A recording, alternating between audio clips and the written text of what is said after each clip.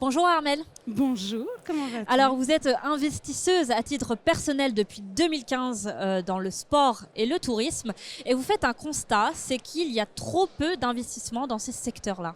Oui, tout à fait, et c'est fort dommage parce qu'en fait, il y a des véritables pépites dans ces deux secteurs, notamment dans toutes les entreprises qui proposent des modèles à impact, que ce soit au niveau social ou environnemental. Et pour moi, c'est l'avenir et j'aimerais qu'il y ait plus d'investissements dans ce secteur-là. Et comment vous l'expliquez alors? Pourquoi trop peu d'investissements? Comment on l'explique? Alors, la première chose, c'est que les cycles d'investissement sont beaucoup plus longs dans le tourisme que dans le reste des industries où les investisseurs principaux ont l'habitude d'aller. On est sur des cycles dans le tourisme qui sont entre 7 et 10 ans en termes de retour sur investissement, là où normalement, on est plutôt entre 5 et 7 ans. Donc, sans surprise, les investisseurs, ils ont envie d'avoir un retour sur investissement le plus rapide possible et c'est pour ça que nos industries, elles sont un peu délaissées finalement. Est-ce que c'est aussi parce qu'on s'éloigne de... C'est vrai qu'en ce moment, on parle beaucoup des sujets de deep tech, de choses beaucoup plus profondes, si je puis dire. Je ne sais même pas si c'est le terme adéquat.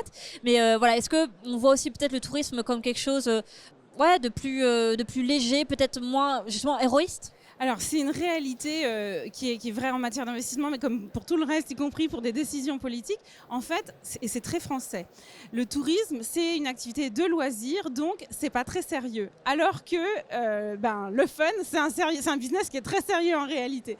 Donc c'est vrai que les investisseurs, ils ont une grosse méconnaissance de ce secteur-là et ils ont tendance à aller vers ce qui semble plus technique ou plus sérieux, alors que non, notre secteur, il est rentable et il est très intéressant.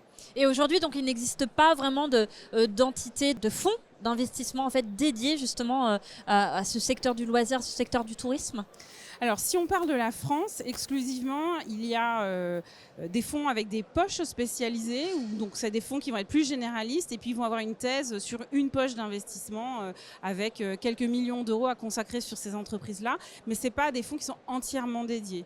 À ma connaissance, il y a un fonds, Rock Venture, qui est présent au Luxembourg, mais qui n'a pas d'autorisation AMF.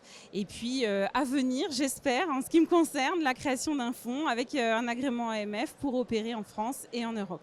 D'accord, donc un fonds d'investissement donc dédié au sport, au loisir, au tourisme, qui permettra notamment aux jeunes pousses de lever des fonds et de se développer. Tout à fait, et l'objectif c'est de boucler la levée de fonds des investissements pour la fin 2024. Donc tous ceux qui souhaitent participer sont invités à me contacter. Affaire à suivre. Pour revenir sur ce que vous disiez, alors depuis le Covid, on voit un ralentissement des investissements. Les jeunes pousses, les startups ont du mal à lever des fonds. Est-ce que c'est le cas dans le tourisme? Est-ce que c'est en train de changer? Quel est le constat aujourd'hui? Alors le constat, c'est qu'en fait, c'est pour toutes les industries. C'est pas propre au tourisme ou au sport, c'est vraiment toutes les industries qui ont du mal.